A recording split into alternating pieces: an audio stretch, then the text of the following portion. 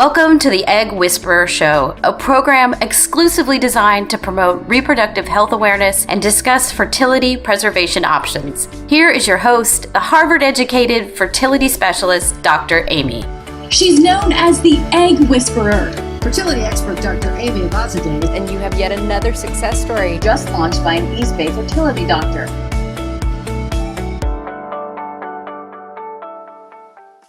Welcome to the Egg Whisperer Show. I am so lucky and excited to have Lucy Lyons on today to talk to us about everything you ever wanted to ask an embryologist. Hi, Lucy.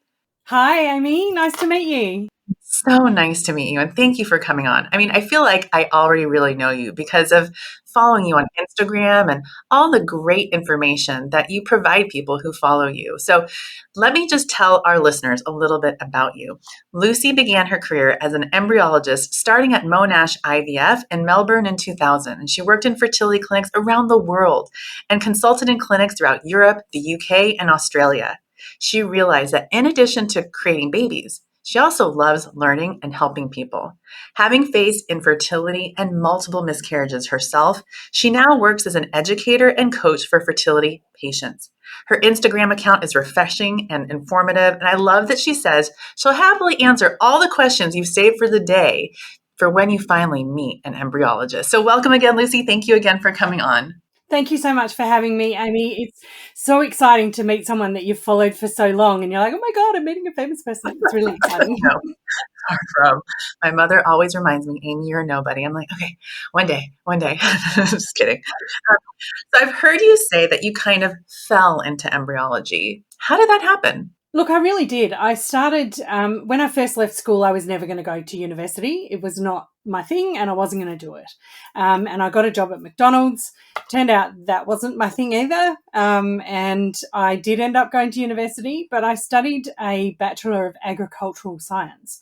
So I was learning all about dirt and growing things and cows and sheep and stuff. And I ended up majoring in animal breeding and genetics, and I loved it.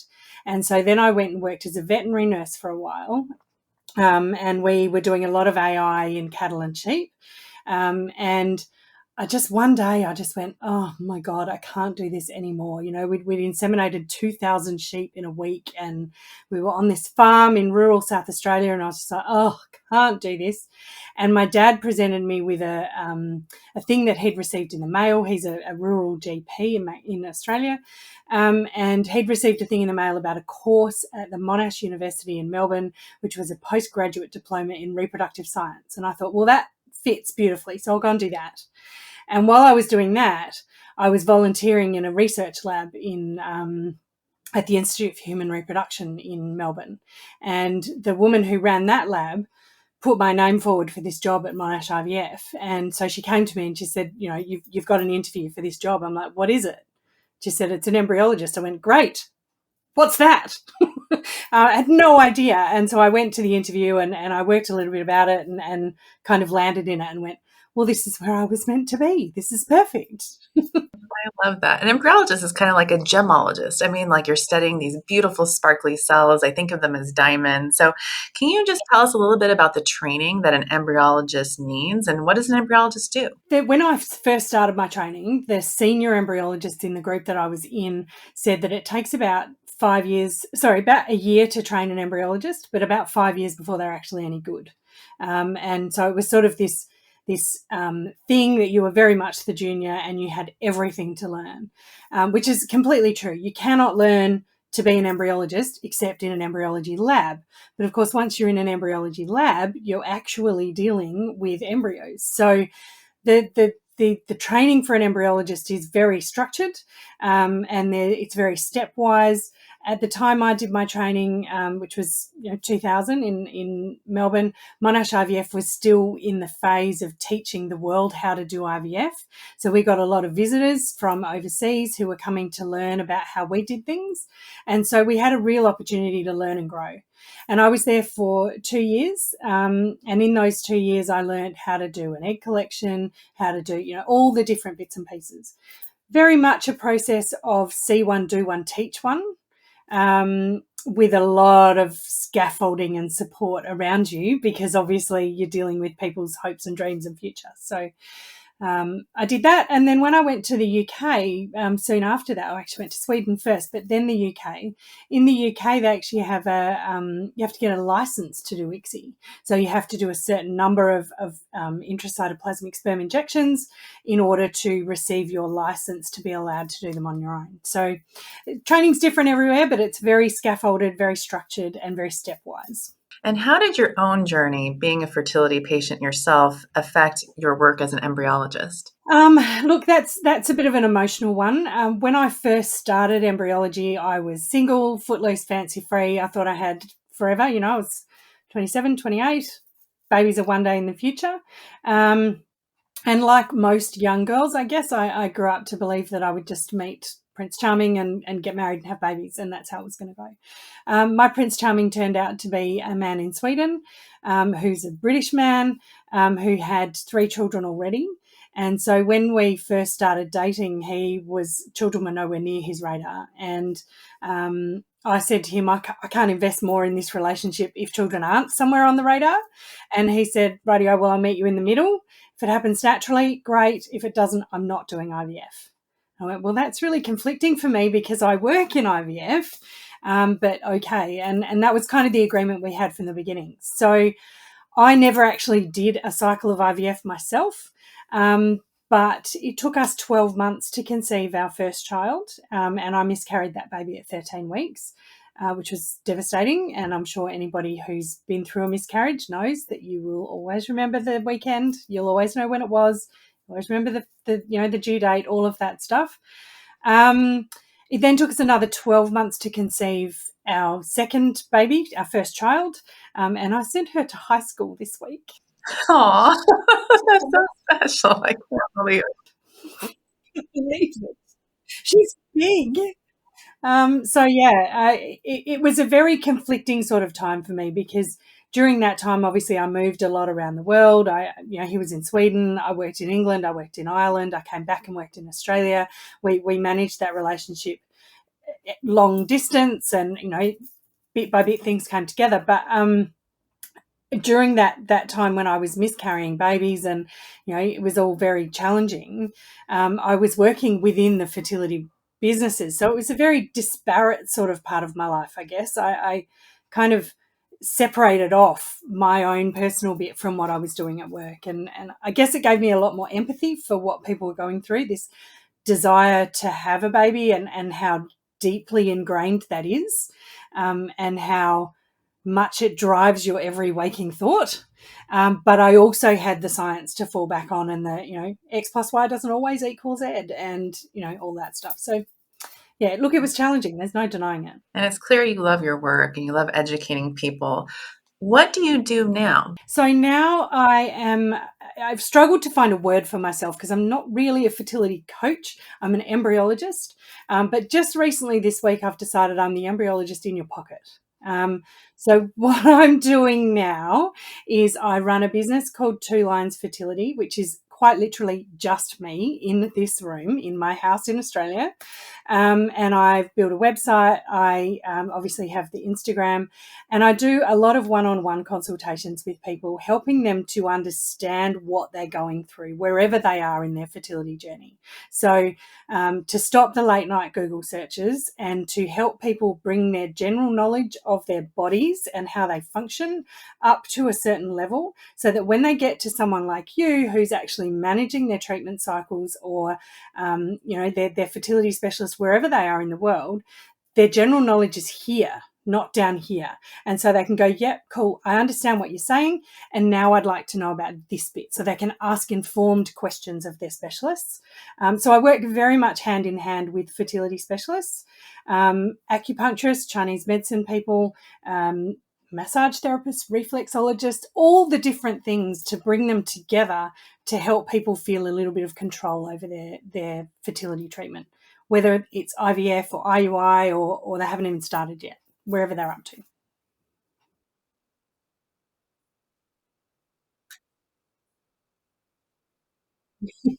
So the business is called Two Lines Fertility, and you'll find it at twolinesfertility.com.au.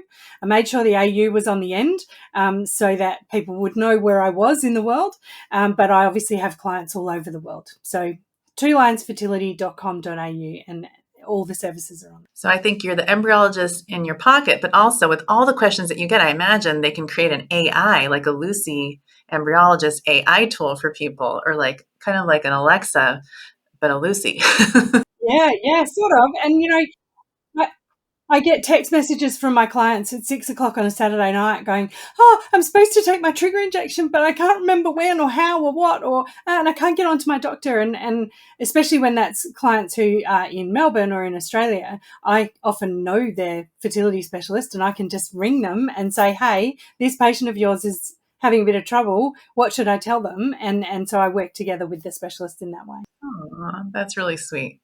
That's great. That's a great little tidbit there. So, what are some of the most common questions that people ask you about embryology? Look, they really vary a lot. It's right from the beginning of, is it true that I am born with all the eggs I'll ever have, and why do I read in so many places that I can't do anything about my egg quality when you say that I can? What are you talking about there? That's a really big area of conversation that I have.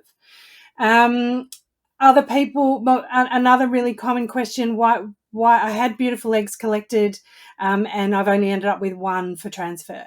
Where did all the others go? What happened along the way? Or a lot of people further down the journey will say, "Look, I've had 5 transfers with what the embryologist told me were beautiful embryos. Why are my embryos making it to day 5 or 6, and I don't have a baby yet?" And those kind of questions, really, the answers to those can't be answered in one sort of quick conversation. You need to do a whole lot of investigation, as you would know, into what some of those reasons might be. So let me just ask you some questions that I imagine you get quite a bit as well. Like, how are embryos even chosen? So we generally choose embryos based on a number of time points through their development that they have to reach. So we like them to be within a certain time frame at a certain developmental stage by that time frame. And that gives us some information about what the embryo is up to. Generally speaking, we do choose embryos based on how they look, but we know that's an inexact science. It's a little bit like saying this gorgeous baby is going to grow up to be really successful. You can't possibly tell that by looking at a beautiful baby, and you can't really tell that from an embryo either. When we combine what the embryo looks like together with the genetic information about the embryo, obviously we have more information, and that's about the best we can do. And why do some embryos grow and some embryos don't? It's genetics. It's just kind of how things go. When we do an egg collection, we're not taking eggs from the ovarian pool. We're taking eggs from the cohort that started growing 2.5 months ago, 3 months ago. And so in that cohort, in the natural system, only one of those eggs would make it to ovulation. So it's natural to expect that some of those eggs really shouldn't have applied for the job to be the egg that got ovulated, because they were never going to be any good at it anyway. So it's right to expect that some of them aren't going to make it. And then how do you keep track of each embryo? It just seems like there's a lot to watch and take care of. There is a lot to watch and take care of. So on any given day in the embryology lab, an embryologist will be doing paperwork for tomorrow's egg collections, collecting eggs for today, doing fertilization checks on yesterday's egg collection, looking for development in the other ones, doing embryo transfers, freezing. It's a lot to keep track of. There is a very structured plan for how an embryology lab works. There are very strict rules and regulations about how you handle those things. Embryos are too small for us to see, so obviously they're stored in dishes, in droplets of oil. The dishes are labelled. A lot of labs these days use RFID labelling. So there's a lot of checks and balances to keep track of those embryos all the way through. I've got a blog on my website. It's one of my most recent blogs. That is, how do I know these embryos are mine? And you can go through that blog and have a bit of a read about all the checks and balances that we have from egg collection through to embryo transfer, so that we can be sure that these embryos are yours. I think that's great. And I imagine there's going to be even more technology coming through the pipeline soon. Well, along those lines, what things do you think that, patients can look forward to in the future? Are there any embryology breakthroughs or predictions that you have for our future? I think there's always loads, and there's a lot of research going on into particularly AI, as you mentioned. So obviously, judging embryos by how they look and the genetics is not always possible. How they look is inexact, but the development of the time-lapse incubators and the AI technology to go with that is giving us a whole lot more information about embryos that we may not be able to see in the less than a minute that we look at them down the microscope. So the AI technology is really interesting. The addition of growth hormones to culture media is looking really promising. There's some really interesting data coming out about that as well.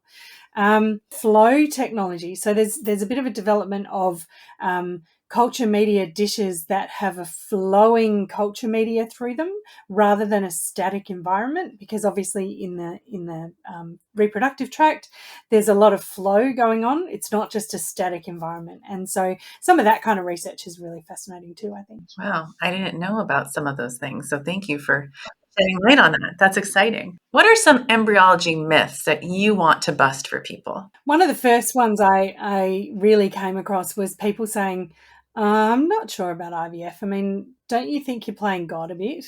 And don't you think if people can't conceive, there's probably a reason for that? And I want to say to that, look, we can create embryos. We can transfer beautiful embryos back to people who ostensibly have the same reason for their infertility, the same quality embryos, and one will get pregnant and the other doesn't. Someone else still has a really big hand in this. And whether you want to believe that's God or Buddha or the universe or just pure science, I don't know, whatever you want to believe. But we have access to tools that can help us achieve things, but it's not black and white. We're not playing God. Someone else has still got a really big hand in it. That's the main one, I think, that I've counted all my life, from all different aspects in my world, my personal life and my professional life. I hear you loud and clear with that, because I have to tell you, when someone says to me, I just want to conceive naturally, and I'm just like, what do you think happens when I put an embryo in? It's nature. There's nothing else other than nature that's making it so that embryo can stick and grow. So hopefully by people hearing us talk about it in this way, it might change how people think about the things that we do. And it's so hard to get the language around that right, because we do talk about natural conception or IVF. It's an either or. And exactly as you say, we collect 10 eggs from someone and we put them together with the sperm in the incubator overnight, and some of them will fertilize and some of them won't. That's not science. That's something else, whatever it is. That's nature. And then some of them develop and some of them don't. That's nature too. They're in the same environment. It's not science. Well, Lucy, thank you for joining us today and shedding light on everything that you do. I love the story about how you started as an embryologist and what led you there. And thank you for twolinesfertility.com.au. Did I get it right? You did. You got it right. Awesome. And what's your Instagram handle for people who haven't followed you, who are going to because of listening to you today? You'll find me at Two Lines Fertility. Easy enough. Lucy, is there anything else you want to share with our listeners today? Look, I do have a new program at the moment, obviously, my Mindful IVF program. We launched it for the first time in October last year, and we're doing the second round now, and then we'll do it again 2 or 3 more times during the year. This is a collaboration with a fertility hypnotherapist, which initially was really a little bit uncomfortable for me, but has I've just come to love it so much. It's such a combination of my science and what you can do, what you can't do, what you can control, and getting that general knowledge up to a really good level. And then my collaborator, Tanya Mulcahy's injection of mindfulness and mindfulness practices and how to reconnect that neuroscience of the thoughts that you have and how that impacts how your body functions. And the two working hand in hand really does create the ultimate preparation for IVF. And ultimate preparation for life in general. I mean, I took courses like this when I was in my early 20s to prepare me for, what I do today. And I'm so surprised that so many people haven't done that kind of work. I almost think it should be mandatory before you even graduate high school. I agree. I had a hemithyroidectomy late last year in November, and in the lead up to that, everyone was like, "Oh my God, Lucy, you must be terrified. What if it's this? What if it's that? What if it's something else?" I'm like, I've had 20 years of what ifs. I'm really good at those now. I'm really good at taking myself to a space where I go, I can't control that. So let's do some breathing. Let's find some peace. Let's find a place where it's cool and manage the things we can and find a way to be okay with the things that we can't. That's great. Very well said. Well, thank you again, Lucy. We hope to have you back on to talk about your programs and all the wonderful things that you're doing. I hope you'll join us again. Thank you so much for having me. I'd love to come back. Thank you, Lucy. Welcome to the Egg Whisperer Show, a program exclusively designed to promote reproductive health awareness and discuss fertility preservation options. Here is your host, the Harvard-educated fertility specialist, Dr. Amy. She's known as the Egg Whisperer. Fertility expert Dr. Amy Abazadeh. And you have yet another success story Just launched by an East Bay fertility doctor.